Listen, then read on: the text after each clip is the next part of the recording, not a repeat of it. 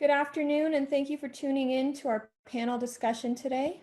My name is Monica Moazes, and I'll be serving as the moderator today. Before we begin, I'd like to remind everyone that there's an opportunity for our listeners to submit questions to our panelists. Please submit your questions through the comments section of this live stream, and we will do our best to get to as many questions as possible during the next hour. Good afternoon, and thank you for joining us today. As I mentioned earlier, my name is Monica Moazes, and I serve as the Communications Director for the Nevada Attorney General's Office. Today, I'll be moderating this panel with state and community leaders focused on the death of George Floyd and the subsequent protests in our communities and across America. To give some context to this discussion, on May 5th, an African-American male named George Floyd visited a deli in Minneapolis, Minnesota, where he allegedly attempted to use a counterfeit $20 bill. A white Minneapolis police officer arrested Mr. Floyd and handcuffed him and placed him lying face down on the city street.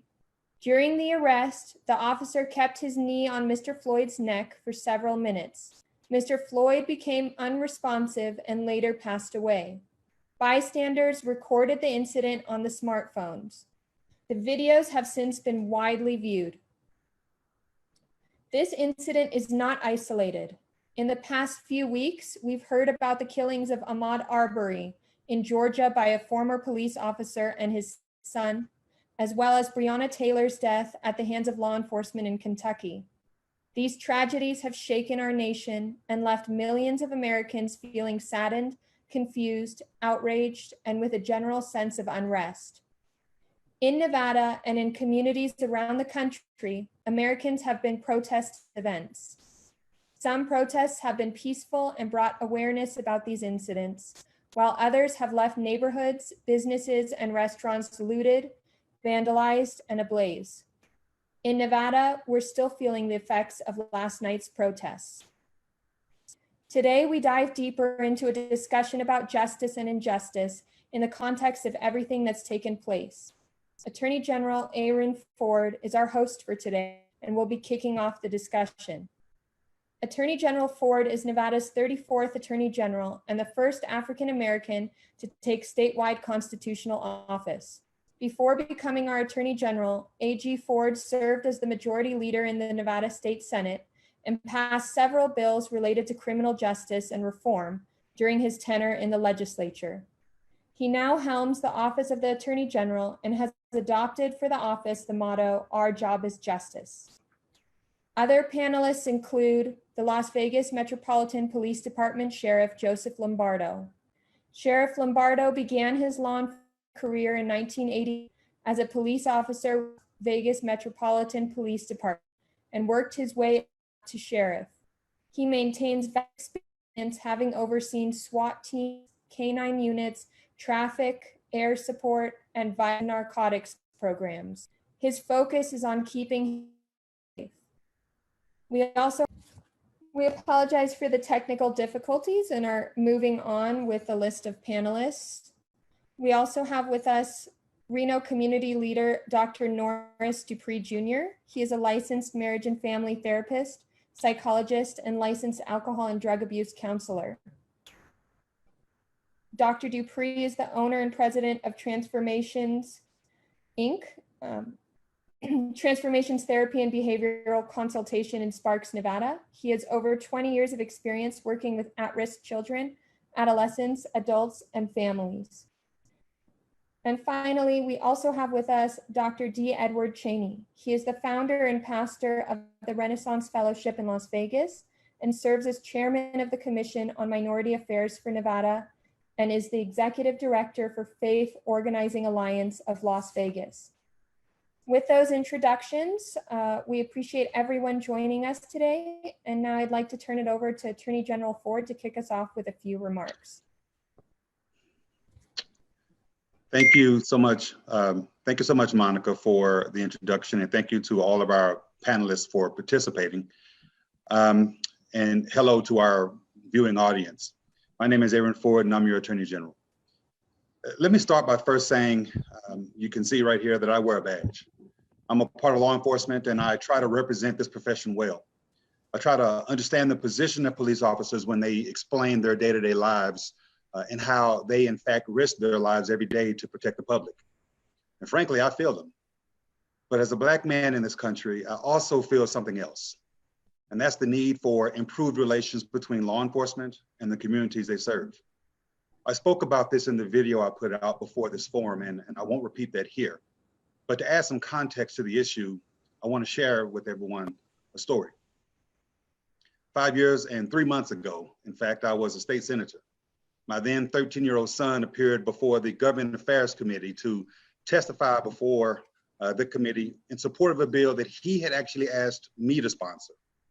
It was a bill that was prompted in the direct aftermath of Michael Brown's killing in Ferguson, Azale Ford's killing in Los Angeles, Eric Garner's killing in Staten Island, Laquan McDonald's killing in Chicago, and Tamir Rice's killing in Cleveland, all unfortunately at the hands of law enforcement. My son's statement to me at that time was simple. He said, "Dad, I want you to pass a law that requires cops to wear body cameras because I shouldn't have to feel afraid around them." That was Senate Bill 111. And interestingly, today, my Facebook memories reminded me that on this very day, May 31st in 2015, the Senate passed my bill that requires DPS officers to wear body cameras.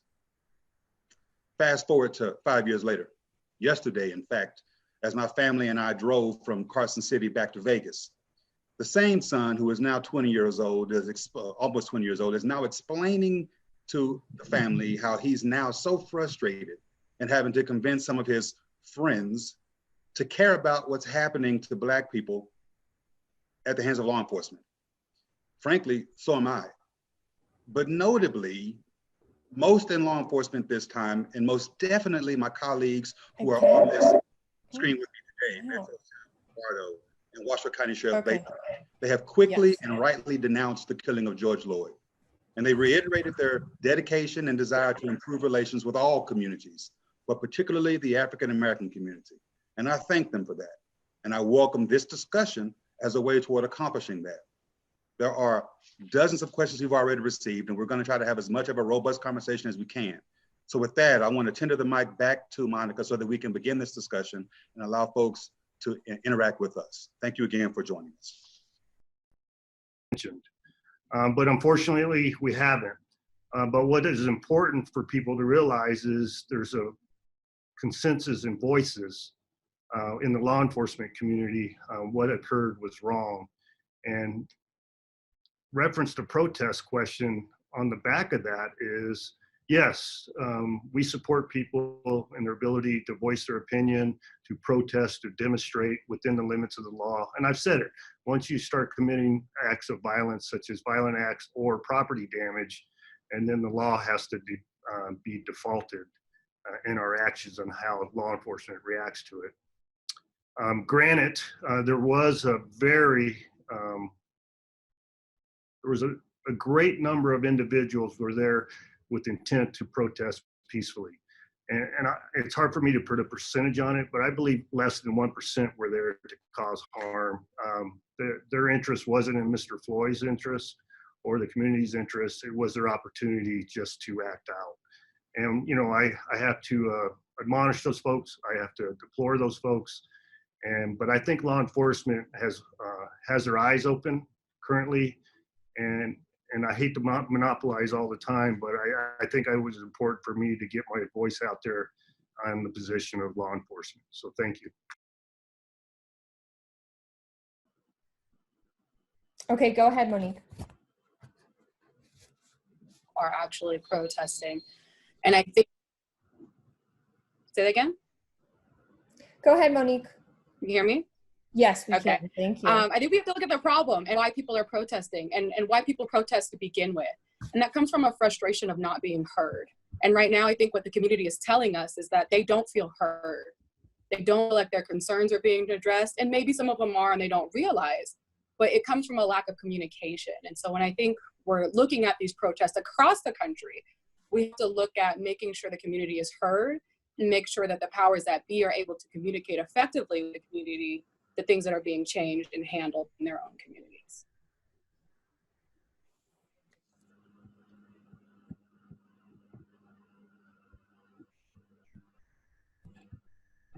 Wonderful. Thank you, Monique. We're going to move on to our next question. How is racism a part of this dialogue? Wonderful. Thank you, Monique. And why does it seem like white protesters with a gun get a pass while unarmed black protesters get treated like criminals? Why does it seem like white protesters with a gun get a pass while unarmed black protesters get treated like criminals? Why does it seem like white protesters with a gun get a pass while unarmed black protesters get treated like criminals? Why does it seem like white protesters with a gun get a pass while unarmed black protesters get treated like criminals? Okay. So for the listening audience, for the viewing audience, we're having technical difficulties. Our IT team is telling us that someone's trying to hack in potentially and to disrupt this opportunity for a conversation. We're having technical difficulties. Our IT team is telling us that someone's trying to hack in potentially and to disrupt this opportunity for a conversation. We're having technical difficulties. Our IT team is telling us that someone's trying to hack in potentially. I think what we'll go ahead and do is end the live stream and post a recording. If anyone would like to send us questions, please message our Facebook page and we will include those questions in the recording that we post. Thank you. In the recording that we post. Thank you.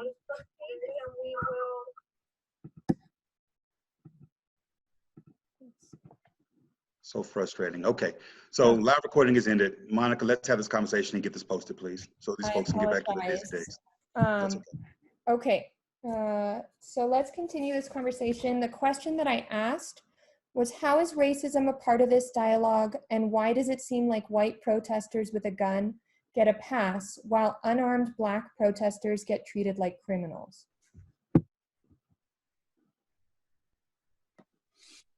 Dr. Dupree, I think that's a very prevalent question. I believe that white protesters with a gun is looked at as that they're defending a constitutional right, versus black protesters are looked at as breaking the law. And so it is a question to me of the privileged versus the unprivileged. You know, there's even have been a test done in Reno, Nevada, of two people carrying AR 47s or 15, whatever they are, and one person was black, one person was white, and they had two different responses, although they were on separate parts of town, but they had two different responses. And I think part of that is the implicit bias when we look at African American males. There is a stereotype related to sort of animalistic, dangerous, temperamental, whereas when we look at our Caucasian brothers, we look at them as patriotic, somebody who defends the right and institution of others. And so there is just such a vast perception versus the two, and they also get treated different, although the behaviors can be similar. But you know, when an African American gets outraged, they're considered angry. But yet, when I feel like when my Caucasian brother gets angry, it's considered a passion, and he's defending something, and it's honorable. So that's why I feel the vast too. So I will offer an opinion on this as well. I mean, truth be told, we've seen protests over the last, I would say, month now, with Caucasians gathering outside our state capitol, for example, with weapons. And we've seen this happening nationwide, not just here in Nevada. I do believe that there is a perceived and oftentimes very real difference in interaction between these types of groups. One of the things that I have said in my own office is that my investigators, when they engage in these scenes, they are to ensure that they are being fair across the board. When I talk about in my office our job being justice, I mean that we are talking about equal justice across whatever the circumstance may be. You know, I don't purport to speak on behalf of anyone else. I frankly believe that my colleagues on the line with me endeavor to do the exact same thing. They advise and folks are trained to do the exact same thing. but there are always individuals who don't follow training, which is the reason why we're having this conversation right now, for example. And frankly, there are individuals who are in crowds oftentimes who are there to agitate and not there to advocate. And that sometimes leads to interactions that are inappropriate and that ultimately end up being detrimental to a particular cause. So, my suggestion to everyone is that we police ourselves, obviously, and that we can continue to be consistent in our thoughts and our actions, and that we activate under the First Amendment and our right to peacefully protest, and that we completely avoid the violent components, and we completely avoid the other unlawful aspects, because again, it detracts from what we're trying to do, and it ends up putting an end to and causing more of a conversation around the negativities as opposed to the positives. Thank you both for those responses. Moving on, what should people do if they encounter police and are detained or arrested? How can people's families and friends help them if they are arrested? This is Dr. Cheney. One of the things we can do is cooperate. We have to cooperate and follow the rules of engagement, the rules of procedures. Again, do what they tell you to do, and be cordial. I think a lot of it has to do with how we communicate with law enforcement. So in a nutshell, as we look at the generations, as we look at even my 20-year-old son or my 12-year-old son, we have to teach them so they can model that behavior with law enforcement, not just what they see on television.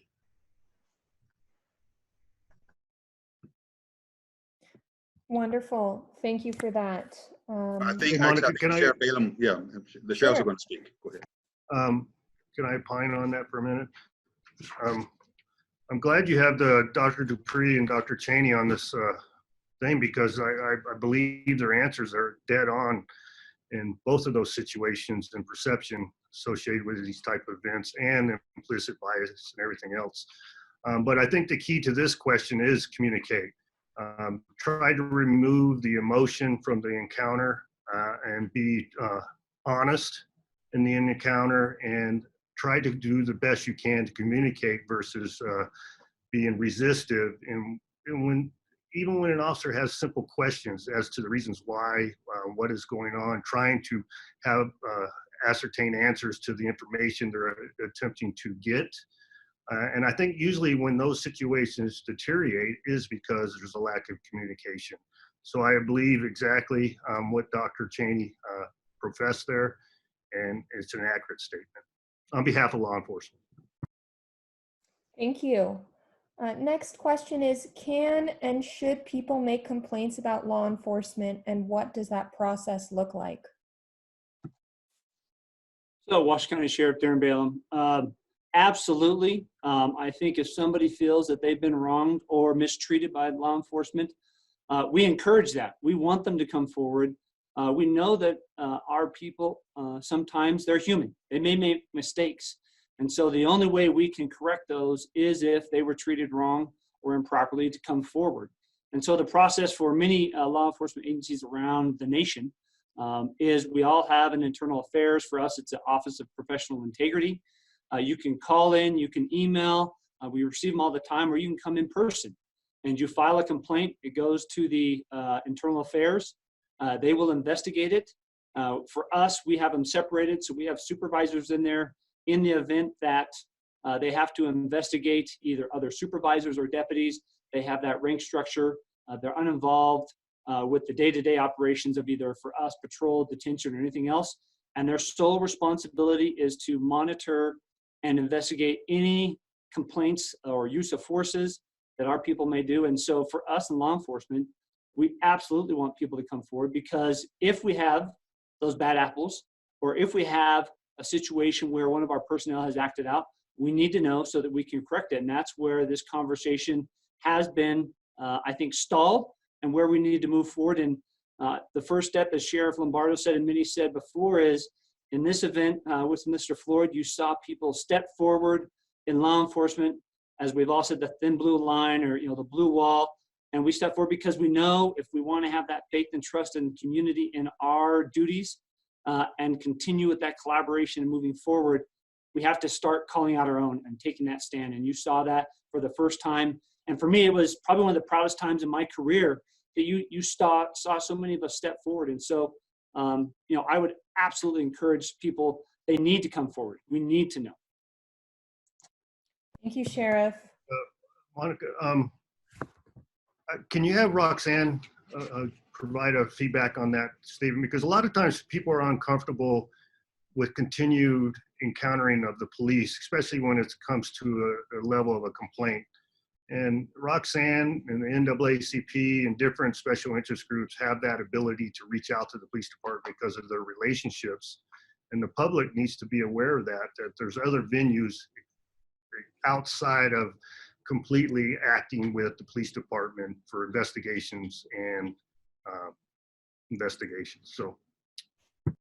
Yes, thank you, Sheriff, for that. And I absolutely agree that the community, when they feel like they have had a negative encounter with any police agency, they should file a complaint.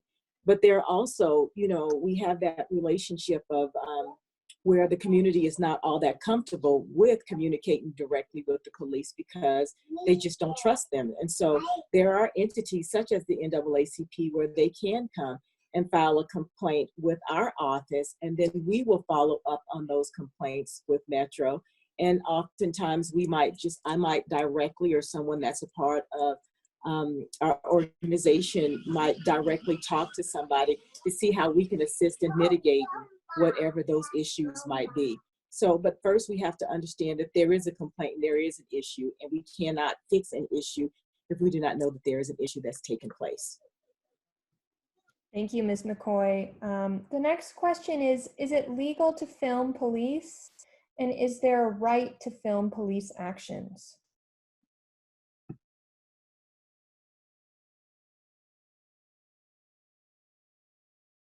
I think the Attorney General should respond to that one.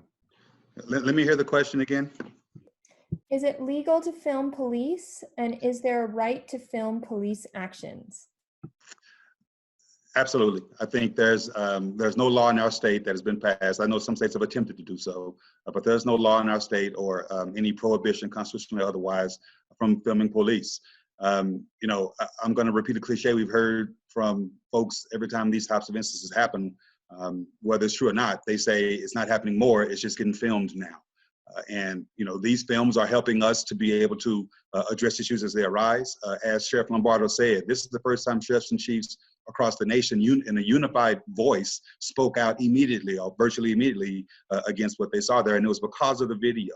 And so for all of the life sacrifice that our law enforcement put on the line every single day, there are bad apples. And when they get caught on video, we should deal with them accordingly. And that's the reason why you heard a lot of folks speak out against that. While I will continue under the guise of justice to ensure that happens.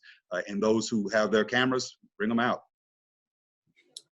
And also, if I might add, that it is important that our district attorney office is just a part of that as well, because a lot of times once it has gone past the police department, then it does go to the district attorney's office in order to be in solidarity with us. And so I've not heard from our district attorney's office to see, or at least I just have not heard to see if he has denounced what has taken place, because once law enforcement has done their job, and whether they have fired them or put charges against them, then it's up to DA's office to make sure that justice is served as well.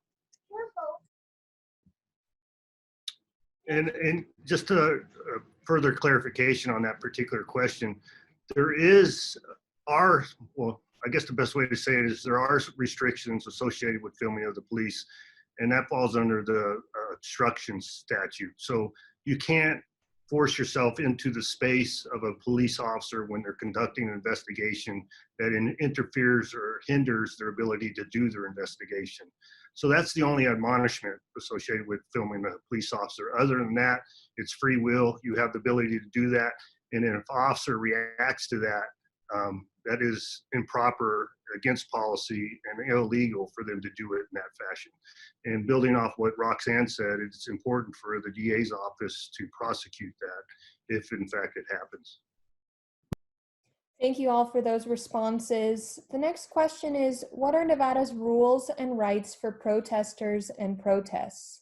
We also, along the same lines, have a question: why aren't the law enforcement officers at the protests wearing masks? So Washington County Sheriff Darren Balaam. So let me jump into that. So there's absolutely, they have a right to protest. And at least in our area, I can tell you a lot of the protests in the past, they've reached out to law enforcement. They've coordinated with us. So when they've gone out to protest, we allow them and provide security, blocking off roads that they're going to go through and coordinate. But at some point, as in Reno last night, when the peaceful protest ended, you could see, and we saw that group leave the situation. And then unfortunately the agitators stayed. And that's when we started having to act. And as far as the mask, what I would tell you is this, for us here, and I know, again, throughout law enforcement, is extremely important that as we're giving verbal commands, as we're trying to engage those protesters or give directions, I want to make sure that they hear our verbal orders, they hear our verbal commands. And unfortunately, if it comes to it, as it did last night in Reno, where we may have to deploy other types of gases, if it reaches that point, unfortunately, they're wearing gas masks. So before that, we want our officers to be able to talk. And before, when it was a peaceful march, they engaged the protesters. They talked to them. We encouraged them to go out and be a part of that and allow them to safely protest and express the emotions that they're feeling because we need to hear them. That's the end result of this whole thing, is we have to hear what they're saying. And so that's why for us, it's about they're allowed to protest, but we don't wear masks so that if we have to have those loud verbal commands, it's not muffled with those masks. Thank you, Sheriff. Another question we have is, during some of the protests recently, responding officers used rubber bullets and tear gas, which affected peaceful protesters and journalists, in addition to those who were being violent. Can you tell us about why law enforcement felt this was necessary? I'll jump in, and if Sheriff Lombardo wants to jump in from what happened down there.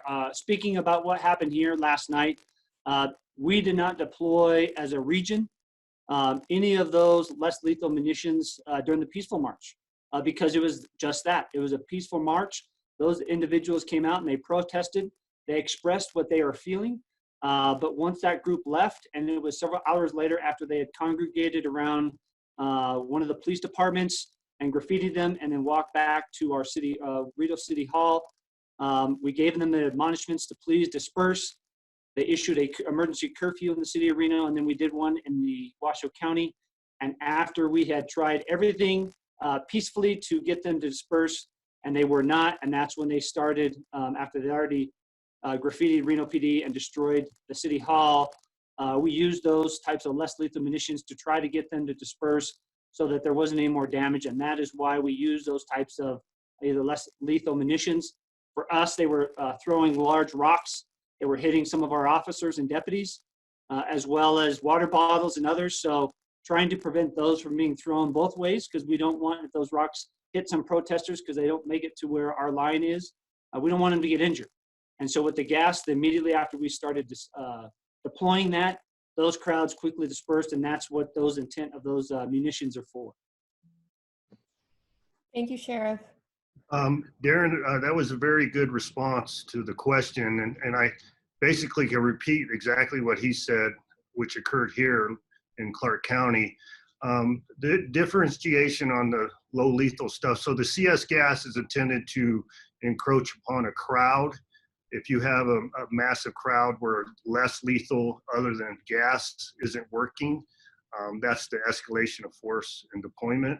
And then we also utilize pepper balls, which is a more precision type of tear gas for particular individuals that may be causing harm.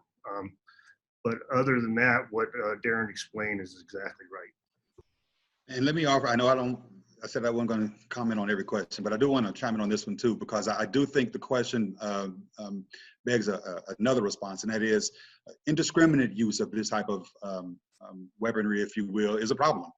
And law enforcement should, in fact, hold folks accountable who are violating policy when it comes to utilizing this type of force, whether it's lethal or otherwise. I suspect, and I would encourage, consistent with the question we had a minute ago, that complaints about these types of officers are encouraged to the law enforcement agencies that oversee these individuals. So keep that in mind as well. Now, I also want to highlight something I said a minute ago, and Sheriff Balaam spoke to this. They felt, under some instances, that they had to defend themselves and protect themselves because some people were throwing rocks and bottles. And we've seen it on video. I've reached out to people who I trust, because sometimes you hear this and you're like, that didn't happen. But I've seen video, and I've heard of folks who said that, in fact, it was happening. And that is not a proper form of protest. You do not have that constitutional right to engage in that protest. It is incumbent upon every single one of us who's advocating for things like this to ensure that other folks are behaving as well. I don't want you to be vigilantes, to be sure. You can't go in and hurt and corral somebody. But tell them, don't do this. We want to have a respectful, engaged protest to try to effectuate change. And the only way that happens is if we can do it according to the law in a peaceful context. Thank you all for those responses. Moving on to the next question. In Nevada and around the country, some journalists have been arrested during the course of protests. What's your response to these arrests? Let me offer a quick response. Obviously, the First Amendment applies to journalists as well. These protesters were exercising the First Amendment right. I don't differentiate, frankly, between folks exercising that particular right. We have 2 journalists. We had 75 individuals who were arrested in Clark County a couple nights ago, 75 or so. And to the extent any of them were engaged in improper conduct, then they should have been arrested, or they should have been charged, or whatever the appropriate interaction was. If they were not engaged in improper conduct, then absolutely there should be repercussions that come down from that particular type of interaction. But to the specific point of the importance of journalism in this instance, they are absolutely allowed to be there. They should be there. They should be documenting what's going on, being able to report what's going on. And if they are doing that without impeding law enforcement, for example, you've heard them talk about not being able to get into the face of law enforcement while they're trying to engage in their particular activity, then I think they should be allowed to do so free from harm. That said, I won't purport again to speak on behalf of Sheriff Balaam or Sheriff Lombardo relative to those interactions, and I will allow them to do that themselves. So in particular to my jurisdiction, and the 2 journalists were in fact arrested in my jurisdiction, it was part of the dispersal order. So the dispersal order was mentioned before. So if the intent of law enforcement is to get people moving, a dispersal order is given. This order is presented 3 separate times with 10 minutes apart. If the journalists are embedded with those individuals that you are intending to move, they fall under the limits of the law, just like any other citizen practicing their First Amendment right.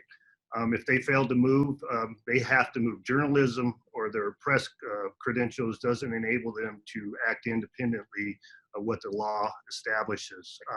Now, granted, there will be an investigation conducted with that particular arrest, just like any other arrest, and we'll see how the facts bear out under that situation. And I'll just jump in here real quick. Same with what Joe said. Here we had,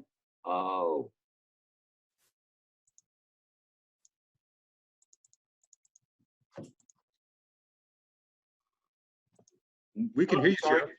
Can you see me? It went to Zoom. Sorry, I apologize. So here, Fortunately, we can still see you. what we had here was multiple journalists that were there.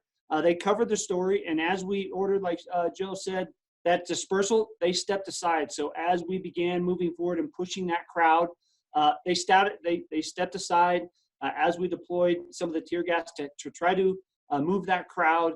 Again, they moved with the crowd. They didn't try to get in any of the officers' and deputies' faces. So they did exactly as we asked them, and so they didn't get or impede as other journalists may or may not have. So that's why here last night you didn't see any journalists get arrested, and they covered it almost throughout the entire event.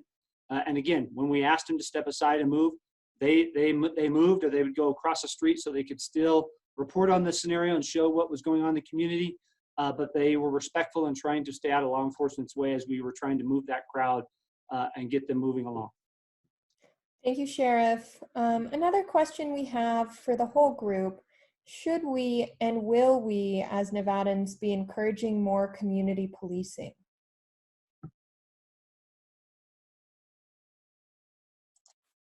So I'll jump in. Absolutely. That is the key. We cannot move forward without community policing. I think that's where we have to have the resolve to stand together, to listen from both sides, law enforcement. And again, I think this is the opportunity where we've seen that thin blue wall. We all stepped aside in a unified front and said that was wrong. And so now we need to work with the community to address these issues. What I've always said here in Washoe was, we don't have all the resources to address everything, and we need the community. If we want long-lasting effect and change, we have to work with our community. We are part of this community, and ultimately, we serve this community. So absolutely, we need to continue with that. Roxanne McCoy, I concur with Sheriff, is that it is imperative. I think that the strides that we have made in this community is because of community policing. So I don't know how we can build upon trust and relationships without it. And so if we want to continue to have our city not look like the city does in Minneapolis, then we have to work on building those relationships, and the community policing is a part of it. Thank you. Another Yeah. question. Oh, go ahead. I was just going to add with that. I think community policing is also important because they are representatives in the community that that police can interact with, and they become liaisons between law enforcement and the community. And it's very important that people have people that they can go to, but not only that, but people in community can interact with law enforcement and also help people to understand the process of law enforcement, but also communicate to law enforcement people concerns. And so that community policing, to me, it's also finding those liaisons, finding those mediators that can really be the buffer between law enforcement and the community, people that can build the bridge there. And I think that's very important for community policing. And real quickly, let me get this out in 1 minute. This is right up my alley. I mean, one of the things that I have always said as Attorney General is that part of our 3 C's was constitutional protections, consumer protections, criminal justice issues. I added to it and I said community participation, ensuring that people in my office understood the importance of being present in the communities. People think of us as people who arrest people only, but we go to Smith's just like you do. We have to go to the gas stations. We have families. We likewise are part of the community. And I've described the 3 communities that I think exist out there in the video that I shared. And real quickly, those are the ones that think we are always right. There are those communities that think that they had a good relationship and it's diminished at some level. And then there's a community that has never trusted us. And it is incumbent upon us to improve in every single area there, to create it where it doesn't exist, to augment it where it has existed or does exist, and then to restore it where it's been diminished. Community policing allows us to do that, assuming we're doing it in the right way, but absolutely we should be engaged. Thank you, AG. Another question we have for everyone is, are there other ideas and discussions around the nation to implement for police forces? So we're talking about ideas such as there's 2 years of officer training within the community when police officers are trained. Have any of these ideas that are percolating around the nation caught anyone's attention for possible implementation here in Nevada? I'm going to answer real quickly, and we can keep it quick because I know we're running out of time here. One of the things that I think we've heard across the nation is implicit bias training. And I know that, for example, Jason Frierson, I'm almost positive, just this last session passed a law that requires post-training now to include implicit bias training, post-training being training that cops have to undergo before they get certifications and whatnot. So implicit bias training is something that I think is very important as well in this context. I'd like to also add that I feel like mental health should be a huge component in this, right? We always talk about how officers are human, how they make mistakes, and we have to also understand that it is a difficult job. It's a very difficult job to do day in and day out. And right now, I don't know that officers who are in excessive force cases or use of force or involved in IA investigations are getting the mental health supports that they may need to recoup or recover and be able to be fit for duty again. So I think that's when we have a conversation about supporting not only our community, but our law enforcement and keeping them healthy, we have to have mental health in that conversation. Wonderful. We have a question specific to a native Las Vegan. She lives on the east side of town. She says, there was always a deep distrust with law enforcement in my community. Now, as an adult, my husband and I both work with law enforcement, but I will be honest, I'm still terrified of having any potential interactions with law enforcement. What can be done to change the culture and build trust between the community and law enforcement? Reverend Cheney again. I just think it's all about connecting through communication. One of the biggest problems is that it's just too much television, and we just have to get back to reality. Community policing involves community engagement. So as the officers are engaging with the community, we have to engage them. We have to trust them. I think the trust is been broken, and it has to be repaired. So much has been said so far, but I just believe that we can establish or reestablish that trust in our communities, then it will allow us to de-escalate so many things in our communities. And I just think that's the way to go. Also, this is Monique McCoy. I think we have to have more visibility. I mean, right now we see a lot of officers, sheriff, we see you on the TV, we see you in conferences. But I know as a social worker, I work at a local high school, I don't see law enforcement unless something goes wrong. And a lot of times when we have community events or town halls or things like that, law enforcement isn't really present unless they're law enforcement who grew up in these communities. And so I think visibility is really, really important. We got to see you guys, we got to get to know you guys. We have to put in that human factor and understand that you guys are officers of the law, but you're also people. And I think once people can bridge that gap and understand that, the relationship between the community and law enforcement can be a lot better. Also, I want to just add to that for a quick. I think transparency. We talk about internal affairs and things like that has happened. You know, they said it takes a while to build up trust, but after you build it up, it only takes a suspicion to tear it down. So I believe transparency is essential. We just talked about you know, internal affairs and et cetera, but allowing people knowing that their whatever they went to internal affairs about, like they hear about it, like sometimes you just don't have no idea if anything happened or not. So people are distrustful with that. So I think that there's a lot of ways to continue to build trust up, and I believe it starts with transparency during the process of things also. Thank you. I have two more questions for our panelists. I know we're running close to time. The first question is, do we believe we need a national definition of what excessive force should look like for our police officers? And if so, what would that definition be? Yes, Dr. Cheney again. I think there should be a national standard for apprehension, custody procedures, and if they're not followed, there are standards if you don't uphold them. I just believe that, short and sweet.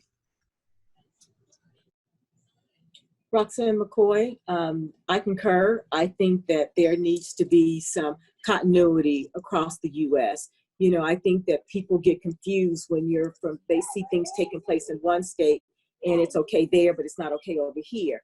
And people don't understand that there are all these different jurisdictions. So I think there should be some continuity so that I understand that no matter where I am, these are what is required of me. This is what is required of law enforcement so that everybody can be on the same page. Sheriff Lombardo here. I appreciate what the two respondents said, but there is a national standard. But here's the issue. The state standards are more restrictive. So the problem is the state is more restrictive. We have more defined policies and these particular items that occur as we move through the public space, and was similar to what happened to Mr. Floyd. Some of those things like presenting the body so it's not under distress, when and you can handcuff and when you can't handcuff. A lot of those are very liberal under the national space. The states are very progressive when it's officer use of force and more restrictive. So you have to be careful when you ask that. If the federal standard is more restrictive, all for it. But we have to be careful when we opine on the federal standard. Thank you, Sheriff. Our last question was posed specifically to AG Ford, but I think it's one that can be posed to everyone in this group. So I'll read the question to you, AG Ford, and then we'll open up to the group. AG Ford, what are your emotions right now, not as Attorney General, but as a Black man in America? Do you feel the frustrations of those who look like you? And if anyone else would like to respond as panelists, I think this question could be posed broadly. You know, just hearing that question be articulated gave me goosebumps. Not the good kind of goosebumps. And people know me, know I get goosebumps sometimes when I get emotional. It's tough. I'm exhausted, but I'm also really exhilarated to do more, to try to help as much as I can. My wife and I have raised 3 sons and a nephew, 4 young Black men. My youngest is 15, my oldest is 26. I'm tired of having this conversation with them. I'm sick and tired of having to discuss with them what it is that they have to do that's different than other folks. It's not fair that my sons who are healthy can't jog without some retired rogue cop killing them. It's unfair they can't wear a hoodie without some vigilante taking their lives. It's unfair that they can't do certain things and interact with cops in a way that they know won't result in possible death. This talk is an ever-evolving talk, and every time something new happens, I have to have it with my children. Yesterday's conversation was about 6 hours long. My middle son could not stop talking about the fact that he didn't understand why some of his classmates at his university couldn't understand him being upset about this. This is a 3-hour conversation, and you know, it's unfair. It's unfair that my oldest son has to worry about taking a medical school exam in the midst of thinking about this happening yet again. He wrote a poem, and I'll share it online at some point, I suspect, because that's what he does and he's written so many poems every time this has happened. This is what he does. He puts his words in writing on this, and it's just not fair. It's not something that we should have to contend with just because of the way we look. And which is the reason why I, in my capacity as Attorney General, will never back down when it comes to speaking truth to power on this issue. That's why I'm so honored that it took literally one text message to Sheriff Balaam and one text message to Sheriff Lombardo with literally a minute-long turnaround to say, yes, I will be in this conversation with you. Because we know we're not doing it perfectly, but we have an intent to try to get it done right. That's how I feel right now. Quite emotional, and I apologize about that, but not really. I don't apologize about it. This is life or death for a lot of people, including me and including my sons. So thank you again for the opportunity to participate in this.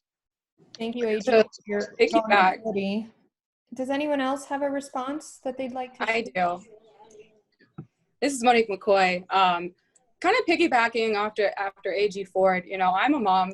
I have a 7-year-old son, and he's young. He doesn't really understand racism, but I had to have that talk, right? Most parents, we know we have to have the sex talk one day, right? We have to talk about all that stuff with our kids one day. But the reality for a lot of Black families is there's an extra talk that we have to have, and that's a talk about race, you know? And trying to have that conversation to me as he asked me, well, why do they hate us? You know, well, why do they view us as a threat? And having to break that down to a 7-year-old is a really, really hard conversation that lots of parents across this country are forced to have. And it's very painful. And it comes from a place of not understanding why in 2020, we're still having these same conversations and why change is slow, but we don't seem to be making a lot of headway in that regard. And so as a mother, as a daughter, you know, I fear every time I think about my son growing up and what that's going to look like, and making sure that I put him in the best position to not be a victim or a hashtag in his future. My son is sitting right here. He's trying to hide from the camera and asked me point blank. He says, "Why, Dad? What do I do? 20 years old, junior in college. I have a 12-year-old. I have a daughter in Atlanta that participated in the Peace March and had to get back to her house in East Point." It's people are tired. I'm tired. It's draining, it's exhausting, because not only do I have personal children, I have a community of people that look to us for guidance and leadership and hope to the hopeless. People that are saying, I don't know if it's safe to go outside. But let me go on record and say this. I will say, I don't really know Sheriff Balaam that well, but Sheriff Lombardo has been very inclusive, has been very knowledgeable, and has been willing to sit down to the table. And this, ladies and gentlemen, is the start for our state of Nevada. We don't know what's going to happen in the country, but at least kudos goes to our Attorney General Ford for convening this conversation. Hopefully it's not the last conversation, speaking truth to power and calling it what it is. Racism does not have a place, whether you're black, white, or any other color. But the bottom line is we are being targeted, and it needs to be dealt with.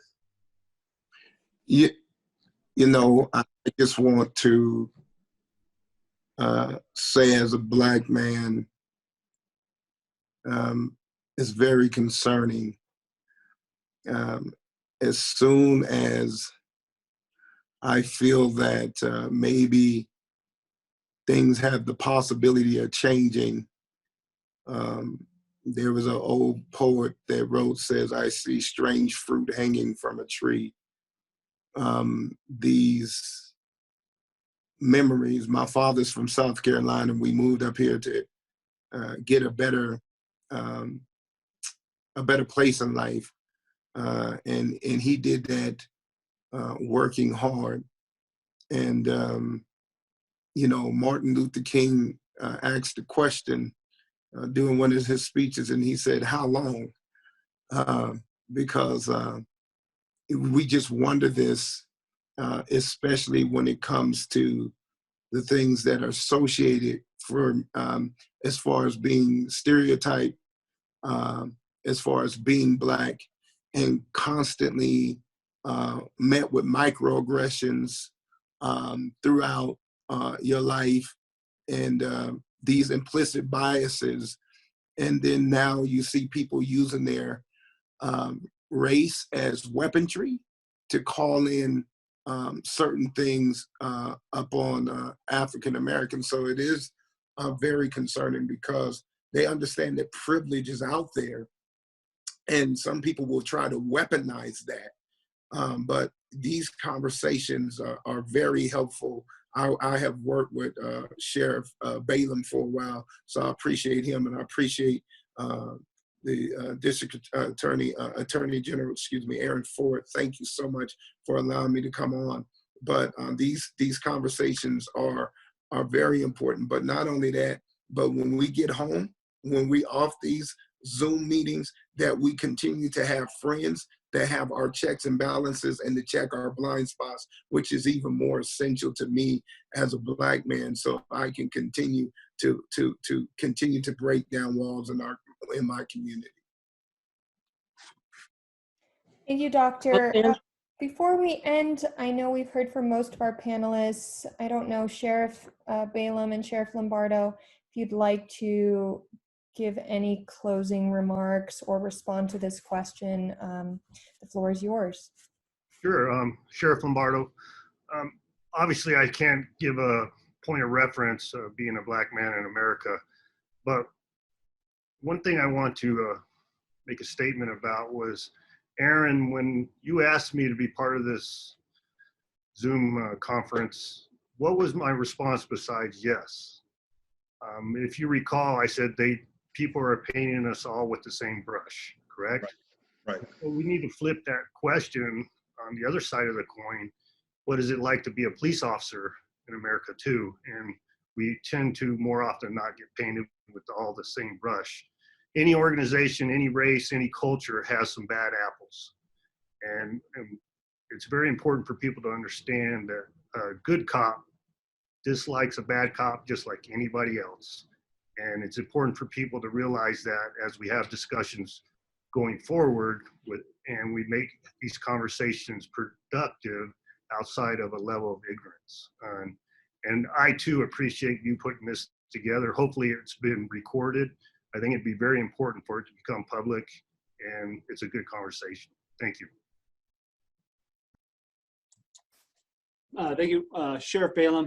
Like Joe said, I am not an African-American male, but I will tell you, before I started my career, when I had friends of different races and they pointed out, because oftentimes I will just admit, I took it for granted as a young Caucasian, the differences until they were pointed out. And I can tell you, when I put this uniform and badge on, I was proud. And there are a lot of men and women of all different races that join this profession to truly make a difference. And so when I put this uniform and badge on, I didn't want to continue that or perpetuate the continued racism or bias that goes on. At the end of the day, I know there are a lot of men and women, and I personally want to, when I'm done with my career, be able to walk away and know that I was part of making a long-lasting change, not only in my community, not in my profession, but in our entire community, because this is our community. And like Joe said, there are a lot of great men and women in this law enforcement profession. We're proud of it, and I want everybody to enjoy and feel safe when they're around us, feel safe in their community, but more importantly, be proud of us as our entire community so that we can enjoy everything that when I was younger, I took for granted that other races may not have enjoyed, or I didn't have to have that conversation my parents had with me or with my kids. That isn't fair. And I absolutely agree, we shouldn't have those conversations. And so, you know, moving forward, we have to have that resolve to stand together. Law enforcement, listen. We've heard you. I can tell you we've heard you. And again, I can't say it enough. We came out in a unified front to tell you we have heard, and now let's continue. We need to have the conversations, but I believe now it's time to start making those long-lasting changes in effect. And I look forward to that. Thank you, Sheriff. Monica, I'm going to go ahead and take executive privilege and close us down. I know that we offered closing remarks to folks, but I want to be respectful of time. I know Roxanne has a 4 o'clock women's chamber event or something along those lines, and Sheriff's got to get back to sheriffing. So listen, I want to close it out by, again, thanking everybody for joining in this conversation. You didn't have to do it, but you did, and I think it speaks volumes to how we are progressing. We're not where we need to be sure. We have a lot of work yet to do, and as I've indicated, I will always speak truth to power from my position of power to help effectuate that change. So thank you so much for doing that. I do want to give you one stanza from my oldest son's poem that he wrote about this, and it's important because it speaks to, again, the talk that the young mom on the screen here talked about she had with a 7-year-old. 7 years old. Is that what I check it? 7 years old. But this is what my son says in this stanza. Protesters holding, quote, protectors, unquote, accountable. A just cause for injustice. This is just atrocious. Just cause it wasn't you doesn't mean it can't be. Snippets of the talks growing up in my family. That's what I'm talking about. Us having to understand what people are experiencing during this time right now. There's a lot of fear, there's a lot of anger, and there's a lot of necessity to fix the circumstances. And so again, I appreciate everyone jumping on this. Let's continue working together. Let's hold folks accountable, both on the law enforcement side, but also on these protesters' side. They cannot undermine what it is we're trying to do here, which is to have peaceful opportunities to move the ball forward. Let's hold each other accountable. Monica, thank you so much for putting this on. My staff has been great on this. Thanks everyone for participating. And with that, Monica, unless there's some closing remark that I'm missing, I will culminate with that particular comment. That's great. Thank you all for joining us. Thank you for your honesty and your vulnerability. We appreciate your time, and we will post this recording up on Facebook in just a few moments. Thank you. Goodbye, everybody.